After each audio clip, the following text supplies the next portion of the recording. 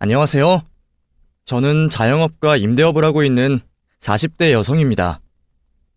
제가 이렇게 사연을 보내게 된 것은 저의 기막힌 결혼 생활 때문입니다. 겨우 1년 남짓한 결혼 생활이었기에 돌싱이라고 해도 될지 모르겠지만 어쨌든 저는 1년의 결혼 생활을 끝으로 다시 혼자가 되었네요.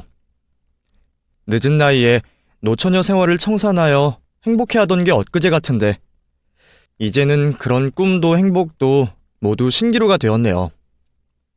지금 와서는 후회와 원망만 남아있지만 그렇다고 그 일로 계속 힘들어할 수는 없다는 생각에 저도 털어버리고 새 출발을 하고 싶어 사연을 보내게 되었습니다. 지금은 제가 가게 운영도 하고 건물도 한 채 가지고 있고 돈 걱정 없이 여유가 있지만 어릴 적 저희 집은 찢어지게 가난했습니다. 나라에서 공짜로 주는 급식을 먹고 교복 살 돈도 없어서 남이 입던 사이즈도 맞지 않는 중고 교복을 얻어 입고 다녔었죠. 날 때부터 가난했던 탓에 저는 돈 때문에 서러운 일이 너무 많았어요. 겨우 사탕 하나 값 때문에 또래 아이들에게 무시를 당하고 가난한 집 아이라는 이유로 어른들에게 의심을 사고 손가락질 당하는 일들도 있었죠. 그렇게 돈이 없어서 무시당하고 서러운 일을 당할 때마다 저는 꼭 돈을 벌고 싶었습니다. 그래서 어릴 적 제 꿈은 늘 부자가 되는 거였어요.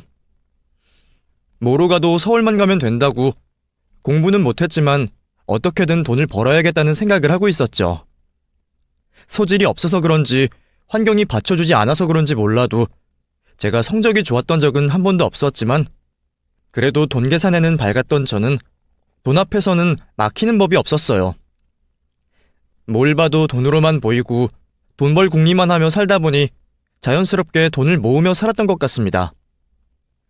상고를 나와 이른 취업으로 돈을 벌기 시작하면서부터는 월급의 90%를 적금을 할 정도로 악착같이 돈을 모았어요.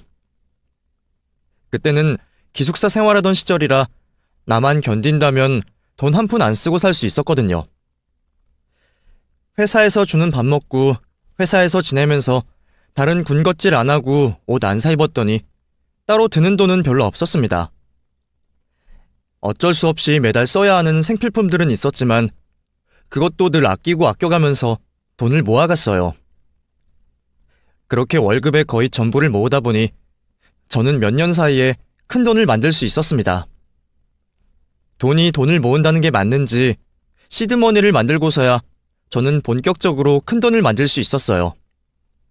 투자도 하고 사업도 하면서 돈을 점점 불려가기 시작했죠. 그러다 보니 없이 살던 예전이랑 많이 달라졌는데도 저는 늘 뭔가 허전함을 느꼈어요. 아직 이걸로는 부족하다 싶은지 저는 버는 돈을 쓰지도 않고 열심히 모으고만 있었습니다. 30이 다 되도록 제대로 된 옷 한 벌이 없었다면 믿어지시나요? 옷은 1년에 한 번 살까 말까 하고 그마저도 주변에서 나눠주는 옷을 받아 입곤 했었죠. 먹는 것도 크게 식탐이 있지 않고 김치만 두고도 잘 먹는 성격이라 식비도 크게 나갈 게 없었거든요. 그렇게 너무 악착같이만 살아서 그런 건지 저는 나이를 먹도록 결혼도 못하고 혼자였습니다.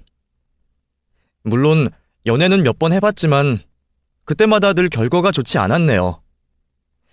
남자들은 전부 저보다는 제 돈을 좋아했고 제가 돈이 좀 있다는 이유로 저한테 바라는 게 참 많았어요.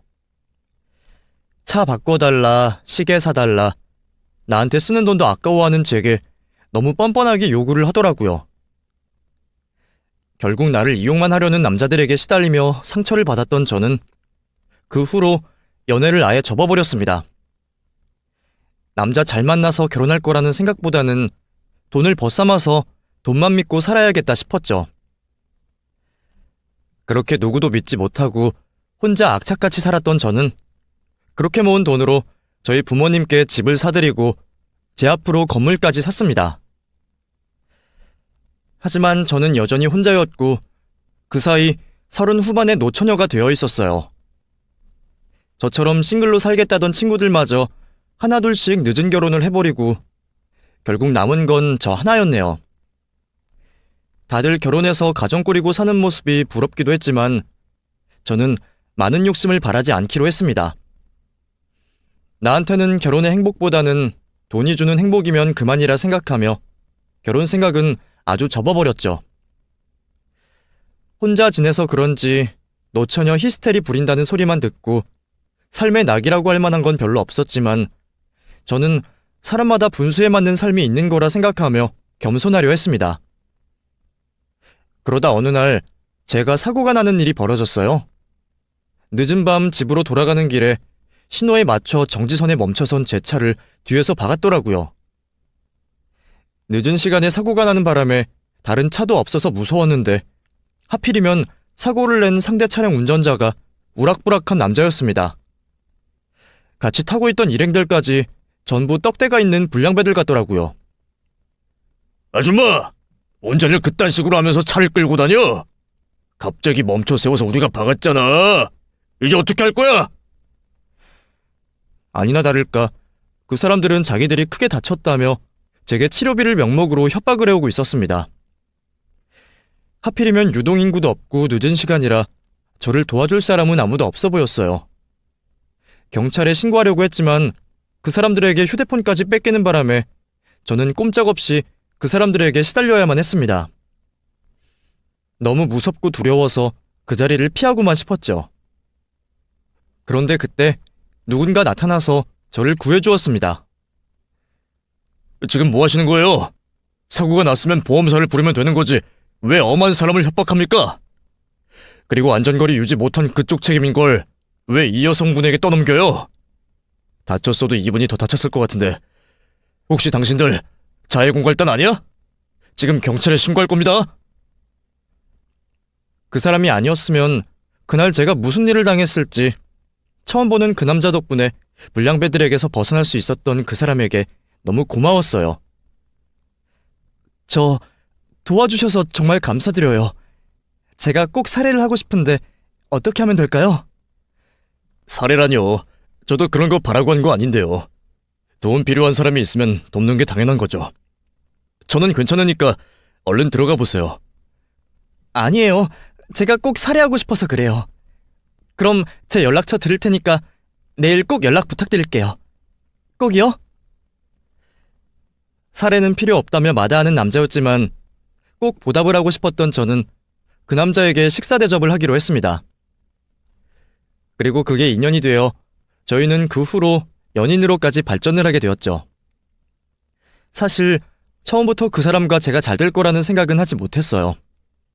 도와주신 분께 당연히 호감은 있었지만 못해도 저보다 대여섯 살은 어려 보이는 얼굴에 아예 그런 쪽으로는 생각도 못 해봤어요.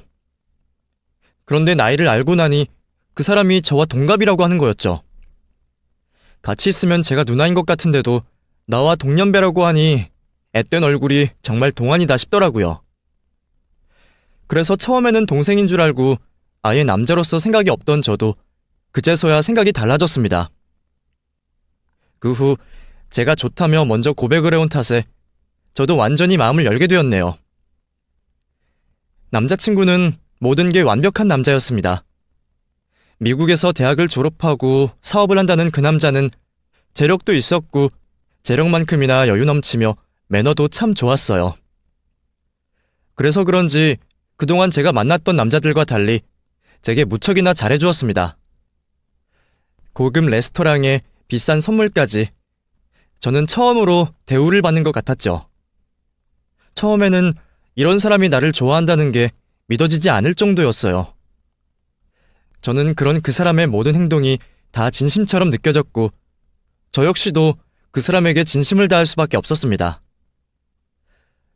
이제는 결혼을 생각해볼 정도로 마음이 깊어졌던 그때에 남자친구가 제게 충격적인 이야기를 전했습니다. 사실 나 자기한테 거짓말한 게 있어. 나 사실 자기랑 동갑 아니야. 나 자기보다 6살 어려. 뭐? 연하였다고? 근데 왜 나이를 속였어? 내가 어리다는 걸 알면 자기가 나를 안 만나줄까봐 그랬지. 미국에서야 이 정도 나이 차이는 아무것도 아니지만 한국은 좀 보수적인 면들이 있잖아. 그래서 나이로 나를 판단하기 전에 내 진심을 먼저 보여주고 싶었어. 나한테 나이는 중요하지 않아. 나는 정말로 자기를 많이 사랑하고 있어. 동안인 얼굴이 신기하다 싶으면서도 그동안 어른스러운 모습들을 보여준 탓에 연하일 거라는 생각은 못했습니다. 그래서 한참 어리다는 말은 정말 충격적이었지만 그것도 저를 위해서 어쩔 수 없는 거짓말이었다는 얘기에 저는 그 사람을 나무랄 수 없었어요. 게다가 그런 나이 차이는 아무것도 아닐 정도로 저를 사랑한다는 말에 결국 저도 완전히 그 사람을 믿게 되었죠. 그렇게 저희는 결혼을 약속하게 되었고 미국에 계시는 시부모님을 모시고 결혼식까지 무사히 올리게 되었습니다.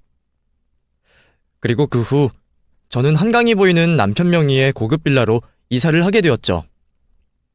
저희들은 커다란 웨딩 사진이 걸린 신혼집에서 행복한 신혼을 즐기게 되었습니다.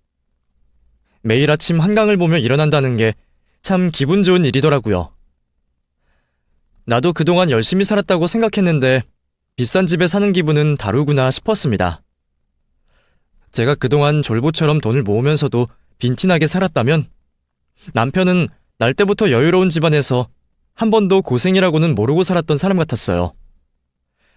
연애 때에도 씀씀이가 호탕하다는 건 알고 있었지만 가난한 시절이 몸에 배어 늘 저렴한 것만 찾는 저와 달리 남편은 먹는 것, 입는 것 전부 좋은 것들로만 누리고 싶어 했고 저한테도 그러기를 권했거든요.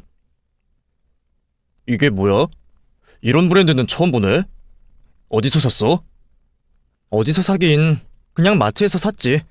세일하는 거 제일 싼 거로 산 거야.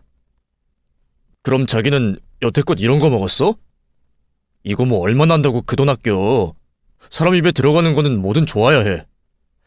나는 먹는 브랜드가 따로 있거든. 그건 맛도 영양도 훨씬 좋아. 이런 마트표 음식이랑은 비교가 안 되지. 당신도 여유 있을 만큼 있는 사람이 왜 이렇게 궁색해? 내가 궁색해? 그런가? 그냥 나는 싼 거만 사다 버릇하니까 아무래도 못 살던 시절 버릇이 남아있나 봐. 이제는 그러지 마. 당신은 귀한 사람이야. 앞으로는 나랑 같이 좋은 것만 먹고 좋은 것만 누리자. 제게 좋은 것만 주고 싶다며 가진 만큼 누리자고 말하는 남편의 말이 굉장히 이질적으로 들리면서도 그 말이 고맙기도 했습니다. 여태 악착같이 돈 벌어서 모으면서 이 정도 여유를 가졌는데도 그동안 저는 제게 늘 인색했거든요. 저한테 누리면서 살으라는 말을 해준 사람도 딱히 없었죠. 부모님께도 집을 사드렸지만 저희 부모님도 여전히 비닐봉지 한 장까지 아끼면서 사시고 저도 명품은커녕 세일을 하지 않으면 음식도 사 먹지 않을 정도로 짠순이처럼 살았으니까요. 그랬으니 가진 것 없이 태어난 제가 이 정도로 돈을 모을 수 있었던 거겠지만 여유를 가진 뒤에도 저는 여전히 가난했습니다. 그런 제가 남편과 지내면서 많이 달라지기 시작했죠. 먹는 것도 전부 유기농에 백화점 과일들을 사 먹게 되었고 샴푸도 제일 싼 게 아닌 향이 좋고 고급지고 비싼 것도 써보고 남편을 따라가려니 생활비가 빠듯해지고 가랑이가 찢어질 것 같았지만 우리는 좋은 것을 누려야 한다는 남편의 말이 참 와닿았어요. 그래, 나도 이제는 행복해질 때가 되었다 생각하며 앞으로는 남편과의 행복만 생각하려 했죠. 하지만 그런 남편에게 맞추기에는 제가 너무 모자란 사람이었던 모양인지 늘 고마워하는 저와 달리 남편은 제게 점점 불만이 생기기 시작했어요. 그건 신혼을 시작하고 얼마 지나지 않아서부터였습니다. 여보, 이게 뭐야? 응? 뭐가? 아니, 화장실에 머리카락들이 너무 많잖아. 샤워하고 나오면 제대로 치워야지. 머리카락이라니? 나 아까 다 정리하고 나왔는데? 그럼 이건 뭐야? 이건 뭐 남의 집 머리카락이야? 아니면 우리 몰래 손님이라도 왔었어? 아니, 나는 분명 잘 치우고 나온 것 같은데. 미안해. 내가 못 봤나 봐. 당신 설마 벌써 눈이 침침해? 이게 안 보인다고? 그런가? 나 정말 눈이 안 좋은가? 하긴 자기도 나이가 있는데 그럴 수도 있지. 그러지 말고 병원 한번 가봐. 그럴게. 아무튼 미안해, 여보. 저도 나름 깔끔한 성격인데다가 10년 넘게 혼자 살면서 들인 버릇이 있기에 깨끗하게 잘 쓰고 있다고 생각했는데 남편과 같이 살기 시작하니 제가 몰랐던 실수들이 하나둘씩 드러나기 시작했어요. 처음에는 수채구멍에 가득 찬 머리카락들이었고 그 다음에는 작은 얼룩이나 빨래 실수들이었습니다. 청소를 꼼꼼히 했다고 생각했는데도 남편이 확인해보면 여기저기 먼지들이나 얼룩이 잔뜩 있었고 제가 잘 빨았다고 생각한 빨래들에 정체를 알 수 없는 얼룩들이 묻어있곤 했어요. 그것도 전부 제가 아닌 남편이 발견한 것들이었죠. 저도 그 상황이 당황스럽기는 마찬가지였습니다. 제가 남편보다 한참 나이가 많다곤 해도 그래봤자 이제 겨우 40인데 설마 벌써 깜빡깜빡하고 실수를 하려나 싶어서요. 결혼 전까지 혼자 살 때에는 그런 일들이 한 번도 없었기 때문에 더 이상하기만 했습니다. 제 스스로도 이해를 못할 정도로 당황스러웠던 탓에 저도 처음에는 혹시 남편이 나를 놀리려고 장난을 치나 싶은 생각까지 할 정도였어요. 하지만 매번 남편이 제 실수들을 찾아냈고 그때마다 저를 한심한 듯 바라보는 남편을 보면서 저는 조금씩 주눅이 들기 시작했습니다. 그러다 한 번은 정말 남편이 크게 화를 냈던 적이 있었어요. 남편이 워낙 깔끔하고 멋부리는 성격이라 옷 같은 건 특히나 아끼는데 평소에는 제가 빨래를 하기 때문에 저한테 늘 당부를 하곤 했었거든요. 내 셔츠들은 무조건 세탁소에 맡겨줘. 괜히 당신이 손빨래하지 말고. 나 옷 정말 아끼는 거 알지? 부탁 좀 할게. 그날도 저는 분명 남편의 부탁대로 세탁소에 맡겼던 것 같은데 무슨 일인지 남편이 아끼던 셔츠 한 장이 세탁기에서 나오더라고요. 실크 제품이라 물로 빨면 우그러들고 난리가 나는데 걸레들과 함께 세탁기에 들어갔다 나온 셔츠는 완전히 만신창이가 되었습니다. 분명 세탁소에 맡길 때까지 몇 번이나 확인을 했는데 이게 왜 여기 들어있지? 저는 귀신이라도 본 것처럼 너무 놀랐어요.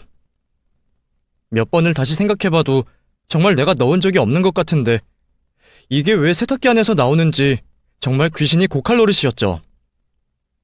하지만 그날 하루 종일 집에는 저밖에 없었고 설령 남편이 같이 있었다고 한들 남편이 자기 옷을 자기 손으로 망칠 이유는 없겠죠.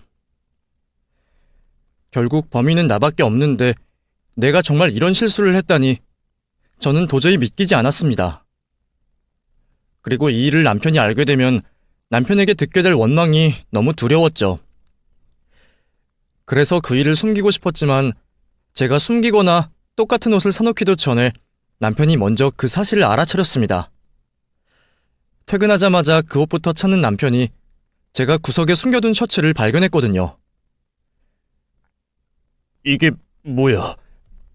당신 설마 이 옷 물빨래 했어? 아니, 나는 분명히 세탁소에 보낸 것 같은데 그게 세탁기 안에 들어있더라고. 정말 미안해. 내가 다시 사줄게, 어? 대체 뭐가 문제야? 당신 정말 왜 이래? 내가 그렇게 당부를 했는데 그것 하나 지켜주기가 어려워? 내가 많은 것 바란 것도 아니고 그냥 세탁소에 맡겨달라고 했잖아. 그래, 그래서 나도 분명히 세탁소에 맡겼다니까? 근데 이상하게 그게 세탁기 안에 있지 뭐야. 뭐야? 그럼 뭐 도둑이 우리 집에 들어와서 일부러 이런 짓이라도 했다는 거야? 그건 아니지. 그럼 당신이 한 짓이 맞잖아. 여보, 왜 부정을 해? 자기 실수를 인정하고 받아들일 줄도 알아야 어른 아니야? 나도 핑계를 대겠다는 게 아니라 정말 이해가 안 돼서 그래. 당신이 생각해봐도 그렇잖아. 내가 바보도 아니고 이런 실수를 왜 하겠어. 그거야 사람이 하는 일이니 모르는 거지. 빨래하다가 잠깐 다른 생각을 했을 수도 있고 실수를 하는 게 사람이잖아. 그런가? 아무튼 미안해. 옷은 내가 새로 사줄게. 내가 지금 겨우 이딴 옷 하나 때문에 이러는 것 같아? 나는 당신한테 실망한 거야. 지금도 봐봐. 그냥 미안하다고 진심으로 얘기하면 끝날 텐데 끝까지 인정 못하겠다는 것처럼 아무튼 미안하다고 그러잖아. 옷이야 다시 사면 되는 건데 나는 당신 태도가 좀 그렇다. 가끔 보면 당신은 나보다 연상이 아니라 연하 같아. 어릴 적에 가정교육을 제대로 못 받아서 그런가. 나도 이런 말까지 하고 싶진 않았지만 당신은 지금이라도 다시 배워야 할 게 많은 것 같아. 아무래도 내가 당신을 도와줘야지 안 되겠네. 남편은 제가 잘못을 인정하지 않고 변명만 한다며 제게 크게 실망했습니다. 제가 연상이라 어른스럽고 존경할 만한 부분들이 많아 반했던 건데 결혼을 하고 나니 자기가 10살짜리 애를 데리고 사는 것 같다며 한숨을 푹푹 내쉬곤 했었죠. 그럴 때마다 저는 정말 죽고 싶었습니다. 저는 남들에게 험한 쌍욕을 듣는 것보다 남편의 한숨을 듣는 게 더 괴로웠어요. 여기야 기분이 나쁘고 말지만 남편이 저를 보며 이해를 못하겠다는 듯 한숨을 쉴 때면 어린 남편에게 혼나는 제가 한심하게 느껴졌거든요. 그렇게 저는 자존감이 점점 깎여갔습니다. 그래도 저를 이해해보겠다며 저를 달래주는 남편이 고마웠어요. 나 같아도 내 옷을 망가뜨리고 계속 실수만 하면 속상하고 화날 것 같은데 그런 저를 이해해보려고 노력해주는 게 다행이었죠. 제 스스로도 혹시나 젊은 치매인가 건망증인가 싶은 생각에 따로 검사를 받아보기까지 했었습니다. 스트레스 지수가 조금 높게 나오기는 했지만 다행히 다른 부분에는 전혀 이상이 없었죠. 그건 정말 다행이었지만 제게는 다행이 아니었어요.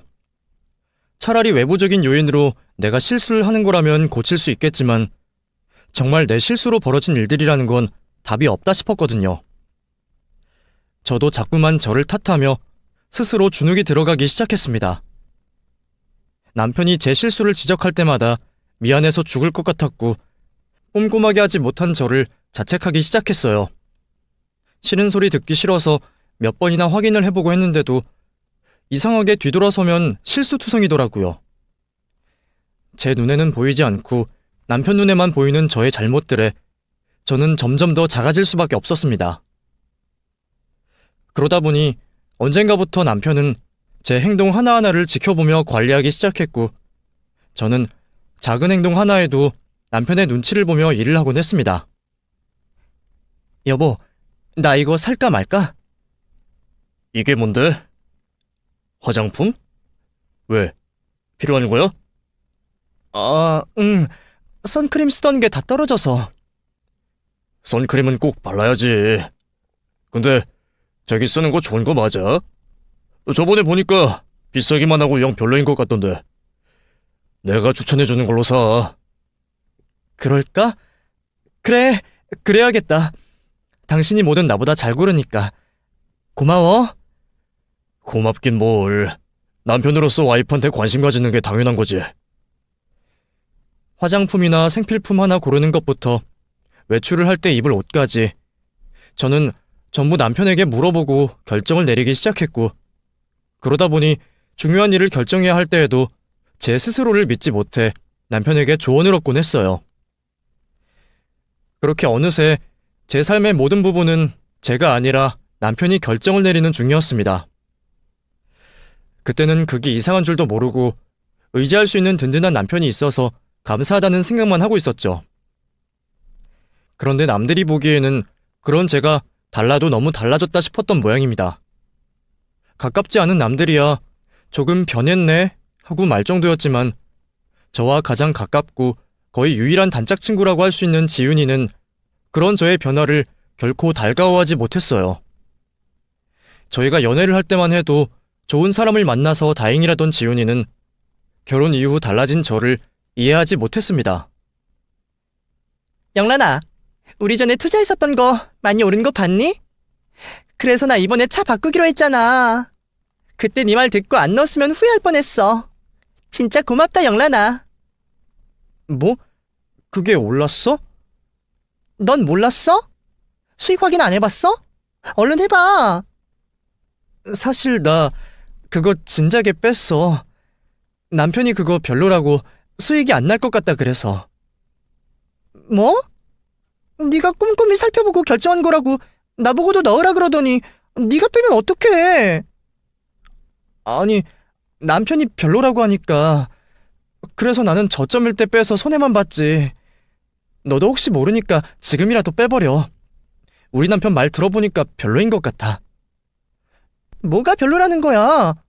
여기 우리 투자할 때만 해도 아무도 모르다가 지금은 우량주로 각광받고 있는데. 이런 게 별로면 투자할 때가 있긴 하니? 네 남편이 주식을 좀 알기나 해? 우리 남편이야 뭐든 잘 알지. 얼마나 똑똑한데. 역시 미국에서 공부하고 온 사람은 뭐가 달라도 다른가 봐. 뭘 물어봐도 막힘이 없고 뭐든지 잘 알아. 그래서 나는 앞으로 투자든 뭐든 남편 말대로 하기로 했거든. 뭐? 너 설마 네 일 관련해서도 남편한테 물어보고 하는 건 아니지? 당연히 그렇게 하지. 부부끼리 중요한 일 상의하는 게 뭐 이상해? 영란이 너 결혼하더니 많이 변한 거 알아? 그럼 당연히 변했겠지. 사람들이 나 되게 유해졌다고 그러더라. 내가 확실히 그전에는 노처녀 히스테리가 있긴 했었나 봐. 너 지금 내가 칭찬하는 건 줄 아니? 너 변했다는 게 이상하다는 소리야. 옛날에는 주체적으로 똑부러지게 잘 살던 애가 갑자기 왜 남편 꼭두각시가 됐어? 뭐? 꼭두각시라니, 너 무슨 말을 그런 식으로 해? 그럼 아니야? 옷 입는 것도 남편이 골라준 대로 입는다 그러고 우리 약속 잡는 날짜도 남편한테 물어본다 그러더니 그런 건 다 그렇다 쳐도 주식 투자에 일 얘기까지 남편한테 허락받는 건 좀 아니지 않아? 남편이 도움을 주니까 도움을 받는 거지. 그게 뭐가 잘못됐다는 거야? 너도 결혼했을 때 남편한테 물어보고 안 했어? 그때는 만나는 약속 한번 잡는 것도 시댁에 일 있다, 남편이 일 있다면서 네 마음대로 스케줄 맞추는 것도 힘들더니 이제 와서 나더러 꼭두각시라고? 그것만 문제가 아니야. 내가 이런 얘기까진 안 하려고 그랬는데 솔직히 네 남편 보면 볼수록 뭔가 이상해. 사업한다는 남자가 세금 신고도 제대로 할 줄 모르고 딱히 사업 수완 있는 것 같지도 않고 시부모님도 결혼식 날 한번 본 게 전부인데 넌 뭔가 이상하다는 생각 안 들어? 나 같으면 남편 뒷조사라도 한번 해볼 것 같아. 야, 차지훈, 너 정말 말 심하게 한다? 너 혹시 나 질투하는 거니? 뭐? 무슨 질투를 해? 나는 네가 걱정돼서 말하는 거 아니야. 걱정된다고 남의 남편을 사기꾼으로 의심하니? 솔직히 말해봐. 너는 이혼녀 돼서 고생하는데 나는 연하 남편 만나서 행복한 꼴 보니까 배 아파서 그런 거 아니고? 얘는 사람이 걱정해서 말을 해주는데 꼬아서 듣네? 난 이 남편 부럽지도 않고 나는 혼자 사는 지금 충분히 만족해. 그럼 네 인생이나 신경 쓰고 살면 되지. 왜 남한테 이래라 저래라야. 나는 변한 내 모습이 좋아. 너는 네가 지금 좋아? 내가 보기에는 어린 남자한테 휘둘리는 것 같은데? 뭐라고? 이게 보자 하니까 진짜 막말을 하네? 야, 부러우면 그냥 부럽다고 해. 왜 괜히 잘 살고 있는 신혼부부를 괜히 이간질하려고 그래? 네가 걱정 안 해줘도 우리 남편 사업도 잘하고 잘 살아. 너는 한강 보이는 아파트에서 살아봤니? 나이 어리다고 돈 좀 있으면 안 돼? 세금이야 세무사가 해주는데 좀 모를 수도 있지. 오히려 뭘 모르는 건 너지. 너야말로 나쁜 시댁의 망나니 남편한테 시달리다가 이혼당하니까 다른 남자들도 다 그런 것 같니? 나야말로 네가 친구가 걱정해서 해주는 말에 이렇게 나올 줄 몰랐네. 그래, 우리는 당분간 안 보는 게 좋겠다. 앞으로 연락하지 마.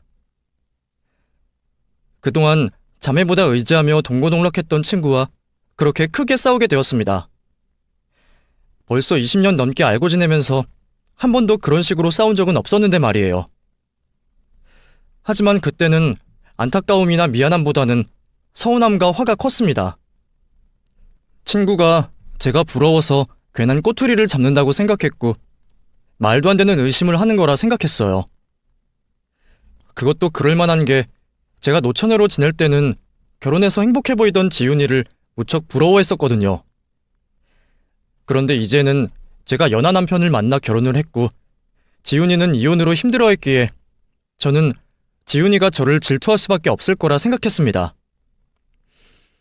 하나뿐인 친구와 척을 지면서도 남편을 두둔하고 감쌀 만큼 당시에는 제가 남편을 너무 좋아했던 모양입니다. 예전 같았으면 어떻게든 우정을 지키려 노력했겠지만 그때는 안 보고 살아도 되겠다 생각했던 것 같아요. 그전에는 지훈이가 없으면 나는 세상에 혼자일 거라는 생각에 친구의 존재가 누구보다 소중하다 생각했는데 이제는 남편이 있으니 저도 믿을 구석이 있어서 그랬었겠죠. 그만큼 남편을 의지하던 저는 어느새 남편 없이는 아무것도 못하는 사람이 되어 있었습니다. 그렇게 하나뿐인 친구와도 보지 않고 지낸 지 몇 달이 지났고 어느새 저희의 결혼 생활도 1년이 가까워지고 있었죠. 얼마 뒤면 결혼기념일을 보낼 생각에 저는 행복에 겨워 있었습니다. 그러던 어느 날 제 앞으로 편지가 한 통 날아왔어요. 보통 날아오는 우편물들은 고지서나 광고 우편들이 전부일 텐데 그 편지는 흰 봉투에 발신인도 없이 저희 집 주소와 제 이름으로 된 수취인만 달랑 있더라고요. 우체국 낙인도 없기에 누가 어떻게 가져다 놨는지도 모를 일이었죠. 우선은 제 이름이 적혀 있으니 제게 온 편지가 맞다 생각하며 저는 그 편지를 열어보게 되었습니다. 편지가 궁금해서 열어보았지만 적힌 필체라도 보면 누군지 알아볼 수 있지 않을까 싶었는데 심지어 그 편지는 전부 컴퓨터로 인쇄되어 있던 편지였어요. 분명 누가 제게 작정하고 보낸 편지라 생각할 수밖에 없었습니다. 그렇게 편지를 읽어내려간 저는 충격적인 편지 속의 내용에 기함할 수밖에 없었습니다. 편지 내용은 다름 아닌 제 남편을 고발하는 내용이었습니다. 편지의 발신인은 내 남편이 건실한 사업가도 아니고 유학파도 아니라며 돈 있는 연상들을 노려 결혼을 하고 그 여자들의 재산을 갈취하는 연상 킬러라고 말하고 있었어요. 처음에는 그 편지를 읽으면서도 누가 저를 놀리려는 줄만 알았습니다. 내가 남편을 겪은 게 있는데 설마 남편이 편지 속 사기꾼이라는 생각은 할 수가 없었어요. 그래서 편지 내용을 도저히 믿고 싶진 않았지만 내 남편의 얼굴이 나온 어느 지방대 졸업사진과 다른 결혼식에서 찍힌 남편의 사진을 보며 혹시나 이게 전부 거짓말은 아닐 수도 있겠다는 생각이 들었죠. 이 편지의 주인공이 누군지는 모르겠지만 한가한 사람이 괜히 심심해서 보낸 편지인 것 같지는 않았습니다. 편지를 읽으면 읽을수록 당황스러웠던 저는 그 편지 내용을 몇 번이나 들여다볼 수밖에 없었어요. 피해자가 몇이나 된다며 저더러 빨리 도망치라는 편지 발신인의 말에 저는 머릿속이 혼란스럽기만 했습니다. 내가 알고 있는 남편과 편지의 내용이 너무 다르다 보니 대체 뭘 믿어야 할지 모르겠더라고요. 사람을 속이려면 충분히 속일 수 있는 세상이기에 내 남편이 사기꾼일 수도 있고 그 편지를 보낸 사람이 사기꾼일 수도 있는 일이었죠. 이런 정보를 알려주면서도 익명으로 얘기를 하는 것도 괜히 찝찝했고요. 하지만 이미 한번 판도라의 상자를 열어버린 이상 의심은 걷잡을 수가 없었습니다. 믿고 싶었던 저도 자꾸만 남편이 의심스러울 수밖에 없었거든요. 남편이 의심스러워진 저는 결국 그날 밤 남편의 휴대폰을 열어보기로 했습니다. 그동안 연애를 하고 결혼을 하는 동안 저는 남편의 휴대폰을 열어본 적이 없었어요. 늘 지문으로 잠궈두던 남편이 자기 휴대폰을 만지는 걸 유독 싫어했거든요. 그래서 저는 남편에게 술을 진탕 먹여 깊게 잠들게 할 생각이었어요. 취하면 늘상 자던 남편에게 선물 받았다며 비싼 양주를 건넸습니다. 그리고 저는 비싼 술이라며 좋아하는 남편이 양주 한 병을 다 비우기를 기다렸죠. 이윽고 남편은 술에 취해 잠에 들었고 저는 남편의 지문으로 핸드폰을 열 수 있었습니다. 처음 휴대폰을 열었을 때는 생각보다 별게 없어서 나름 안도를 하기도 했던 것 같아요. 제가 제일 먼저 찾아봤던 게 사진이었거든요. 혹시 무슨 증거가 있나 싶어 사진첩을 뒤져봤지만 앨범에는 이렇다 할 것들이 나오지 않았습니다. 그 후로 카톡도 뒤져봤지만 카톡에서도 다들 지인이나 저와의 대화들 뿐 이렇다 할 것은 없었어요.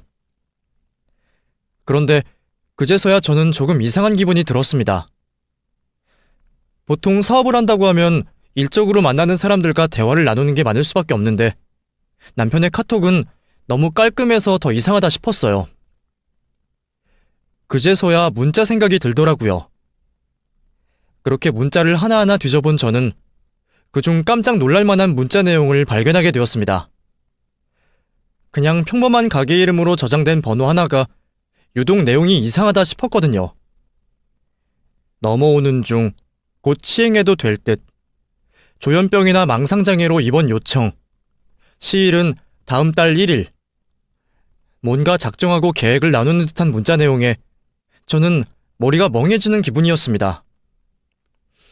그 위로 문자는 죄다 지워져서 알 수 없었지만 다음 달 1일에 시행하자는 말에 저는 소름이 끼쳤죠.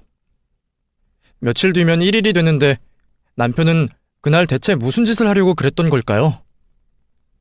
그 중에서도 조현병이나 망상장애라는 말이 유난히 눈에 들어왔던 저는 순간 그동안 저와 남편 사이에 있었던 일을 떠올릴 수밖에 없었습니다. 남편이 자꾸 제가 실수를 했다며 지적하고 감시했던 것처럼 남편은 가끔씩 제가 이상한 말을 한다고 얘기하곤 했었어요. 제가 했던 말을 안 했다고 하고 제가 안 한 말을 했다고 하는 일들이 있었어요. 남편 말로는 제가 종종 이상한 행동을 한다고 했었죠. 그때는 제가 너무 실수가 많아서 남편이 오해를 했거나 제가 정말 실수를 했는 줄만 알았는데 지금 생각해보니 그것들이 혹시 남편이 의도했던 것들이 아니었을까 싶었습니다. 문자의 내용들로 미루어 남편이 나를 조현병으로 정신병원에 입원시키려는 계획이 아니었을까 하는 생각에 너무 놀란 저는 그대로 그 집을 도망쳐 나올 수밖에 없었습니다. 얼마나 놀랐던지 한참 도망을 치고 나서야 제가 맨발이라는 걸 알게 되었어요. 이미 늦은 새벽 시간이 되었고 급하게 나오느라 휴대폰 말고는 챙겨나온 것도 없는 제가 어디로 가야 할지 알 수 없었습니다. 경찰서를 가볼까 생각을 했지만 지금 이 꼴로 경찰서로 찾아갔다가는 정말로 남편 말처럼 정신병 환자로 의심받을지도 모른다는 생각에 선뜻 도움을 구할 수 없었어요. 그 순간 제일 먼저 떠올랐던 것은 다름 아닌 지훈이었습니다. 싸우고 나서 한 번도 연락을 하지 않았는데 아직도 어려운 상황에서는 그 친구 생각이 제일 먼저 들더라고요. 그래서 저는 염치는 없었지만 지훈이에게 연락을 할 수밖에 없었습니다. 너무 늦은 새벽이라 자고 있을까 했지만 신호가 몇 번 가지 않아서 지훈이는 제 전화를 받았어요. 지훈아, 혹시 나 지금 너희 집에 가도 될까? 나 지금 갈 곳이 없어. 무서워, 지훈아. 나 좀 도와줘. 너 지금 어디야? 택시비 내줄 테니까 지금 당장 택시 타고 우리 집으로 와. 고맙게도 지훈이는 저를 집으로 들여주었습니다. 제가 잠옷 차림에 맨발로 택시에서 내린 것을 본 지훈이는 경악을 금치 못했죠. 대체 무슨 일이야? 무슨 일이길래 이 시간에 이런 꼴로 있는 거야? 남편이 너무 무서워. 네 말이 맞았나 봐, 지훈아. 우리 남편 뭔가 이상해. 지훈이가 건네는 따뜻한 차 한 잔을 받아먹고 겨우 진정이 된 저는 지훈이에게 그날 하루 있었던 일을 전부 설명했습니다. 갑자기 날라온 발신인 불명의 편지 한 통과 제가 남편의 휴대폰에서 보게 된 이상한 문자 내용들, 그리고 그동안 남편과 제 사이에 있었던 일들까지 빠짐없이 지훈이에게 얘기를 했어요. 내가 이럴 줄 알았다. 너 지금까지 그놈한테 가스라이팅 당한 거야. 뭐라고? 가스라이팅? 그러게 내가 좀 이상하다 그랬지. 배우자가 제일 우선되는 법적인 보호자인데 네 남편이 마음만 먹으면 너 정신병원에 보내버릴 수 있는 거야.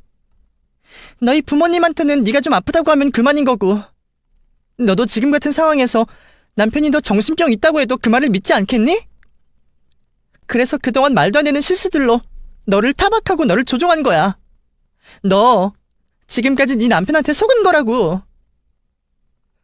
그제서야 저는 그동안 제가 남편에게서 가스라이팅을 당하고 있었다는 걸 깨닫게 되었습니다. 남편이 제 탓을 하고 한숨을 쉴 때마다 내가 실수한 탓이라 생각했는데 어쩌면 그게 전부 남편이 의도한 바가 아닐까 하는 생각이 들더라고요. 그걸 여태 모르고 있었다가 지훈이의 말을 듣고서야 깨닫게 되었죠. 그리고 지훈이 말대로 내가 정말 정신병원에 들어갔더라면 어떻게 됐을지 겁이 나더라고요. 그럼 남편은 나 정신병원 보내놓고 무슨 짓을 하려고 그랬던 걸까? 편지에는 남편이 연상킬러라 그러더라고. 아마 너 정신병원에 보내놓고 네 재산 빼돌리려고 그랬겠지. 남편이니까 네 대신 서류 정리하기도 쉬울 거고 처음부터 작정하고 그랬던 거 아닐까? 그제서야 저는 지훈이가 제게 했던 얘기가 질투 때문에 내뱉은 악담이 아니라는 걸 깨닫게 되었습니다. 남들은 몰라도 제 친구는 제가 정말 걱정이 되어 쓴소리를 할 수밖에 없었겠죠. 하지만 사랑에 눈이 멀었던 저는 그런 친구의 속도 모르고 친구를 의심하고 질타하고 있었네요. 뒤늦게 후회가 들었던 저는 지훈이에게 미안한 마음에 그날 밤 하루 종일 참회의 눈물을 흘릴 수밖에 없었습니다. 그렇게 아침이 되기를 기다린 저는 친구의 도움으로 직접 경찰서까지 찾아가 그동안 제가 겪은 이야기를 전하며 남편을 사기죄로 경찰에 신고하게 되었습니다. 그리고 그 과정에서 제 남편이라는 사람이 편지의 내용처럼 정말로 전과자였다는 걸 알게 되었어요. 이놈 벌써 사기로 몇 년 살다 나왔네요. 중고나라 사기에 혼인빙자 사기에 보험 사기까지 벌였네요. 아주 악질이네. 그래도 큰일 겪기 전에 잘 찾아오셨네요. 피해가 없어서 정말 다행인 거지. 이런 놈들은 절대 한 번으로 안 끝나거든요. 한 번문 타겟은 어떻게든 벗겨먹으려고 했을 텐데 일찍 알게 되셔서 다행이에요. 그나마 피해를 입기 전에 알아차려서 천만다행이라는 경찰의 얘기에 저는 또 한 번 놀란 가슴을 쓸어내려야 했습니다. 그제서야 저는 남편이 제게 처음부터 작정하고 접근한 게 아닐까 의심할 수밖에 없었어요. 남편을 처음 만났던 그날의 교통사고 역시 남편이 꾸민 일이구나 싶었죠. 물론 부정하는 남편에게서는 어떤 진실도 들을 수 없었지만 남겨진 저는 남편의 계획을 알아차리게 되었습니다.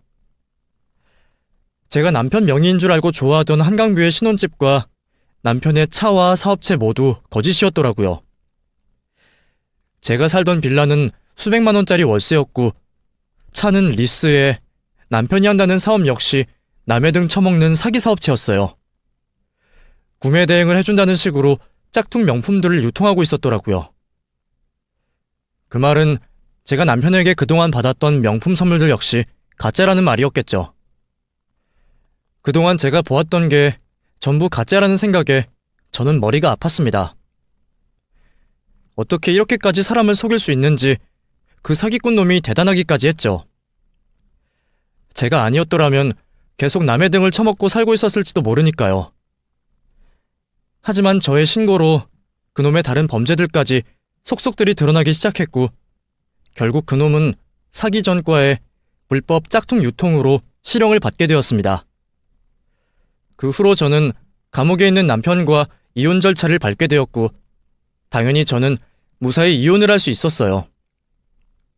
하마터면 제가 남편의 범죄에 가담해 공범이 될 뻔했지만 그놈이 저를 정신병원에 보내려 했다는 정황 덕분에 혐의 없음으로 풀려날 수 있었습니다. 경찰의 말대로 조금만 더 늦었더라면 정말 큰일이 났겠다는 생각에 저는 10년 감수할 수밖에 없었어요. 얼마 뒤면 결혼기념일이라고 기대하고 있던 제가 그날 무슨 일을 겪었을지 생각을 하면 지금도 소름이 돋을 것 같았어요. 그래서 저는 제게 편지를 보낸 그 익명의 제보자가 너무 고마울 수밖에 없었습니다. 어떻게든 이 사람을 찾아서 살해를 하고 싶었죠. 그런데 알고 보니 그 익명 편지의 주인이 다름 아닌 제가 아는 사람이었습니다. 일이 무사히 해결되고 편지의 주인을 찾기를 원하는 제게 지훈이가 사실을 고백해왔습니다. 영란아, 그 편지 사실 내가 보낸 거야. 나는 정말 네가 걱정돼서 한 말이었는데 네가 내 말을 듣질 않았잖아. 생각해보면 나도 그런 식으로 접근하면 안 되는 건데 그때는 나도 감정적으로 밀어붙였던 것 같아. 나중에 생각해보니까 네가 화를 낼만 하겠더라고. 그래도 네 남편은 너무 이상하다 싶어서 내가 따로 뒷조사를 좀 해봤어. 그랬더니 그놈이 재혼만 2번에 사기꾼이라는 걸 알게 됐지. 당장 너한테 알려주고 싶었는데 그럼 또 네가 안 믿을까봐 익명으로 보낼 수밖에 없었어. 친구는 제 대신 남편의 뒷조사를 했고, 그렇게 남편이 전과자의 사기꾼이라는 것을 알고 저를 도와주려 했습니다. 그래서 익명을 빌려 편지를 넣어놓고 그날 하루 종일 저를 기다리고 있었다더라고요. 직접 가서 도와주려고 하다가 네가 내 말이면 안 믿을까봐 그랬어. 너무 고마워, 지훈아. 나 너 아니었으면 정말 어떻게 될 뻔했니? 그러게 내가 이 나이에 무슨 연하 남편에 호강을 한다고 내 주제에 분에 넘치는 행복을 바랐어. 내가 무슨 드라마 주인공이나 된 것처럼 나만 특별한 줄 알고 말이야. 나는 정말 구제불능인가 봐. 그런 소리 하지 마. 네가 뭘 잘못했니? 아마 나였어도 너처럼 당했을 거야. 처음부터 사기꾼이라고 티내고는 놈이 어디 있어? 꾼들이 그러니까 꾼이지. 나도 처음 네가 연애한다고 했을 때는 의심도 못했는걸? 너는 아무 잘못 없어. 그래도 정말 미안해. 그리고 나를 끝까지 도와줘서 정말로 고마워. 내가 무사한 건 전부 지훈이 네 덕분이야. 나 이 은혜 진짜 죽기 전까지 안 잊어버린다. 앞으로 네가 무슨 말을 해도 네 말을 들을 거고, 네가 하는 말이라면 파트로 매주를 쓴다 해도 믿을게. 그렇게 저와 지훈이는 그 후로도 서로를 의지하며 지낼 수밖에 없게 되었어요. 비록 충격적인 일을 겪기는 했지만 그것보다 훨씬 힘든 일을 많이 겪었던 제가 겨우 이런 일로 좌절하지는 않으려고 합니다. 어쩌면 이번 일로 저도 깨달은 게 있거든요. 하마터면 내가 벌어놓은 돈 하나도 써보지 못하고 엄한 놈한테 뜯길 뻔했는데 이제라도 그 돈을 내 마음대로 써봐야겠다 싶었어요. 죽을 때 싸들고 갈 수 있는 것도 아닌데 내가 내 자신에게 그동안 너무 인색했구나 싶더라고요. 나 스스로가 나를 아껴야 남들도 나를 존중한다는 생각을 이제야 깨닫게 되었습니다. 그래서 저는 앞으로 저를 사랑하며 살기로 했어요. 여러분들도 부디 자신을 사랑하시기를 바랄게요.